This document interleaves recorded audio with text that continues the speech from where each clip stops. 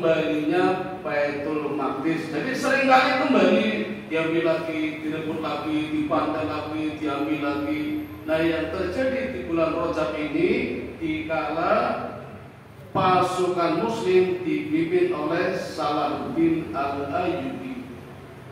Kenal Pak? Ya. Kamu dikenalan ini. Nama aslinya jarang yang tahu. Tapi ada pujangga yang memberikan nama Yusuf Al-Ayyubi. Kenapa disebut Yusuf? Pertama karena ganteng Bu. Kalau aku ya tuh banget. Maksudnya aku sing adon itu. Al-Ayyubi karena dinastinya, keturunannya ya. Marga kan orang akan punya marga. Itu Al-Ayyubi. Jadi kalau ditelusuri ya jauh sekali dengan Nabi Ayub.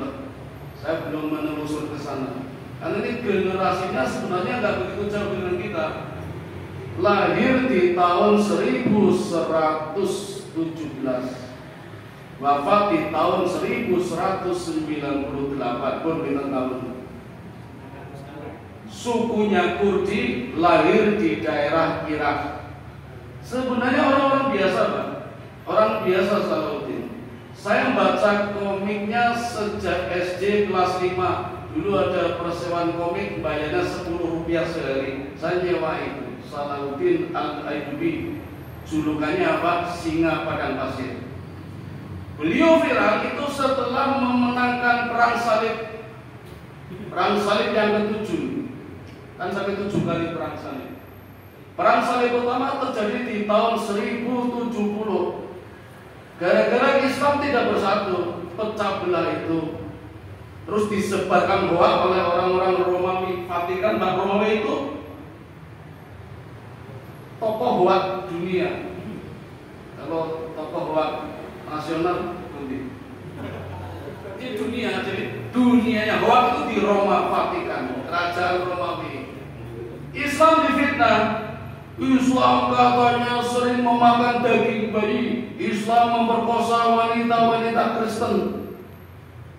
Ulamanya disuap. Jadi nggak usah kaget kalau sekarang seperti itu Pak. Ulamanya pecah-pecah. Ada yang bayarannya tinggi, ada yang menaikkan pajak untuk senengnya sendiri. Di zaman dulu juga gitu Pak. Bahkan pernah terjadi bentrok antara umatnya Imam Syafi'i dengan umatnya Imam Hanafi. Dan Hambali bentrok tarung padu koyo supporter PSIS sampai korbannya 40 gara-gara apa Pak? Bahas celana congklang. Sampai sebegitunya itu. Padahal negara sedang genting, pecah sendiri, tawuran itu.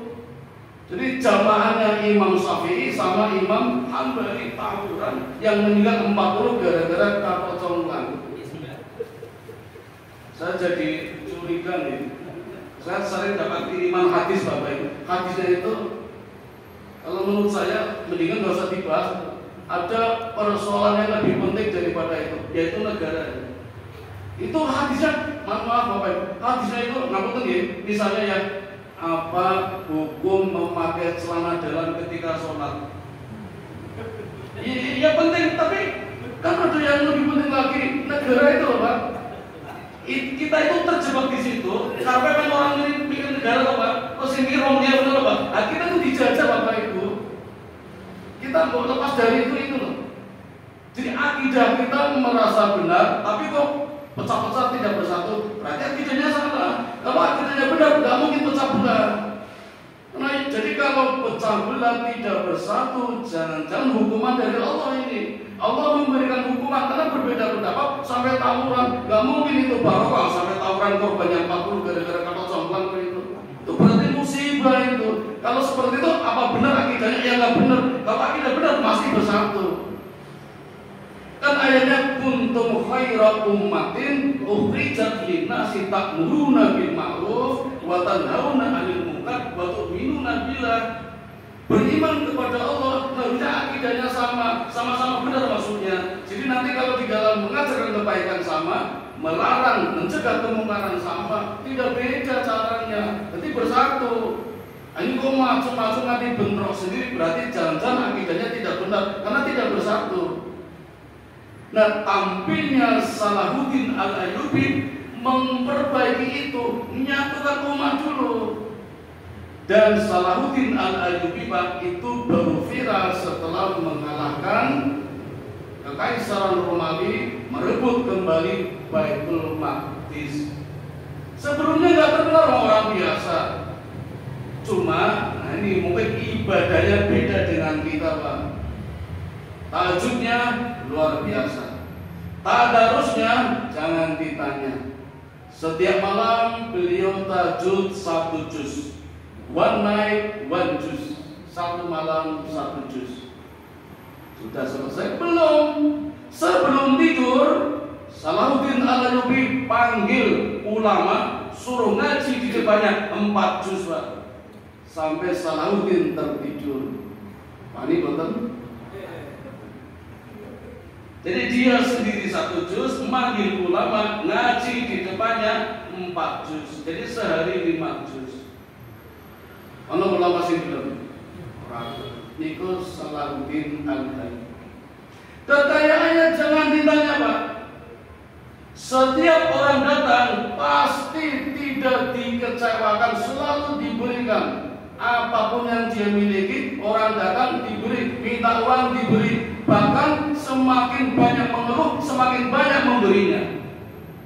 Jadi orang ngeluh malah sedih. Iki nek Esiono Salahuddin dengan teko mengeluh sambak malah pengen. Sekiranya malam itu Salahuddin tidak punya, dia akan mengatakan, mohon maaf malam ini saya belum punya. Insya Allah besok kalau ada saya kasih. Yang luar biasa, Pak, Salahuddin Al-Ayyubi itu kan penguasa 2 kerajaan, Mesir sama Irak.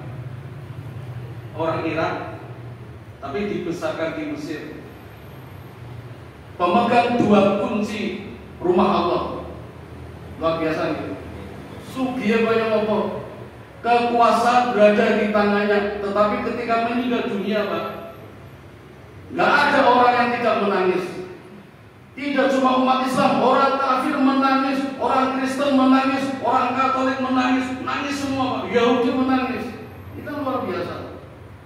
Ketika meninggal pemakamannya, Pak, nggak ada yang tidak menangis. Seorang raja, sultan, menguasai 2 kerajaan, kekuasaan di tangannya. Tetapi ketika meninggal dunia, ketika dimakamkan, meninggalkan hutang, Pak. Pemakamannya saja dia berhutang. Besarnya 1 dinar 47 dirham. 1 dinar itu 1 kilo emas. Tapi bentuknya batangan, 1 batang setengah kilo, jadi 2 batang.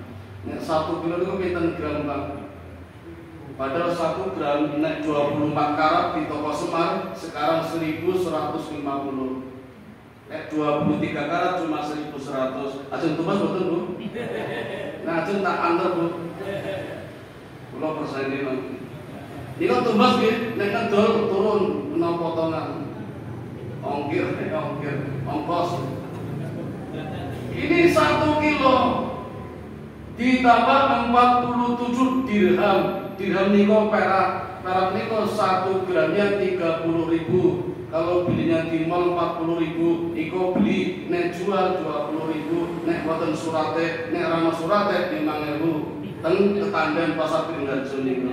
Nek boten dihapusi lho. Pun gantung. Berapa utangnya Salahuddin Al-Ayyubi? Menguasai 2 negara, tidak cuma 1 negara loh, Pak. Masa meninggal saja meninggalkan utang. Coba lihat pemimpin kita yang menguasai 1 negara, punya utang boten? Nah, tetung jadi duwe lho, Pak. Ini yo merampas tapi orang yang utang. Sudah malah rakyat juga punya utang. Itu yang membuat semua yang layak menangis. Hebatnya lagi Bapak Ibu kalau orang sekarang bilang beliau adalah tidak cuma pahlawan tanpa tanda jasa, tapi pahlawan hampir tidak punya nama. Karena namanya wangi setelah setelah beliau bisa mengambil alih Baitul Maqdis. Sebelumnya nggak viral. Salahuddin Al-Ayyubi itu hidup dalam bayang-bayang orang-orang hebat. Bapaknya, pamannya, idolanya. Bapaknya bernama Najamuddin Al-Ayyubi. Pamannya bernama Asaduddin. Dan idolanya tiada lain adalah rajanya alim Nuruddin bin Izzuddin Zanki. Itu raja yang ketika itu memberikan kesempatan beliau untuk tampil menjadi pahlawan, mempersatukan umat Islam yang ketika itu tercerai-berai. Jadi ulama-ulama ketika itu mungkin kayak sekarang, maka Salahuddin diberi tugas menyatukan dulu. Kalau enggak bersatu enggak bakal menang. Perang salib sampai 7 kali Pak. Itu ya karena enggak pernah bersatu, kalah terus. Menang itu setelah bersatu. Dan hebatnya lagi, yang diserang pertama siapa Pak? Justru yang diserang pertama oleh Salahuddin Al-Ayyubi itu Damaskus, Irak, dan negara Muslim. Aneh gitu. Kenapa negara Muslim Damaskus diserang dulu Salahuddin Al-Ayyubi? Karena ternyata negara Muslim ini pro dengan musuh-musuh, pro kafir, pro Romawi. Jadi malah diserang dulu. Biar sadar, biar taubat. Karena Damaskus ketika itu banyak ulama-ulama Pak. Tapi ulama-ulama jahat. Ya mungkin kayak di negara kita kan banyak ulama jahat itu, memperkaya diri sendiri, orang harus dengan umat. Itu yang diserang dulu. Dan penyerangannya hebat Pak. Tanpa berdarah. Hampir setahun dikepung oleh Salahuddin. Damaskus akhirnya tak berdaya. Caranya menyadarkan itu, yang fakir miskin didanai semuanya itu nanti beres, baru kuat, baru mulai bangkit bersatu menyerang Konstantinopel, Romawi, akhirnya beres.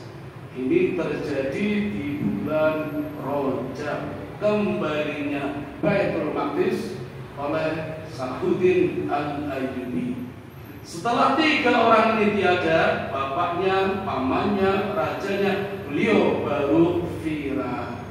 Jadi Bapak Ibu, kita punya kesempatan untuk viral juga setelah yang membayangi panjenengan sudah tidak ada.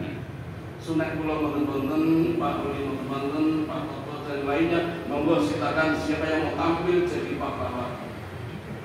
Tidak ada masalah, boleh-boleh saja, asal landasannya kuat seperti Salahuddin Al-Ayyubi. Tahajudnya, sholat rawatibnya Bapak Ibu seumur hidup tidak pernah meninggalkan rawatib qobliyah ba'diyah kecuali 3 hari ketika beliau pingsan. Pernah pingsan 3 hari Pak. Libur rawatibnya. Dengan nanti libur rawatibnya. Waduh. Beliau selalu bersama di masjid. Kalaupun dia sakit, masjidnya dipindah ke rumahnya Pak. Dia nggak pernah, saya sakit, saya pamit ya ke masjid. Nggak pernah, masjidnya dipindah ke rumahnya. Imamnya ditarik jadi imam di rumah. Jadi semuanya jamaah. Jadi nggak pernah meninggalkan jamaah. Niko sudah seperti itu Bapak Ibu, dan pun luar biasa.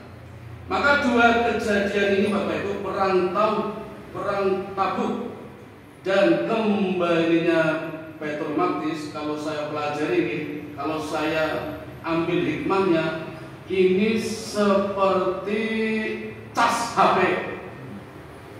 Kan HP casnya beda-beda. Ada yang casnya harus asli, bagus, mahal. Seperti Nabi, para sahabat, pejuang, mujahid, itu kan HP yang bagus. Imannya bagus maksud saya. Casnya ya lewat peperangan. Kalau kita kan HP murah atau Pak Bu,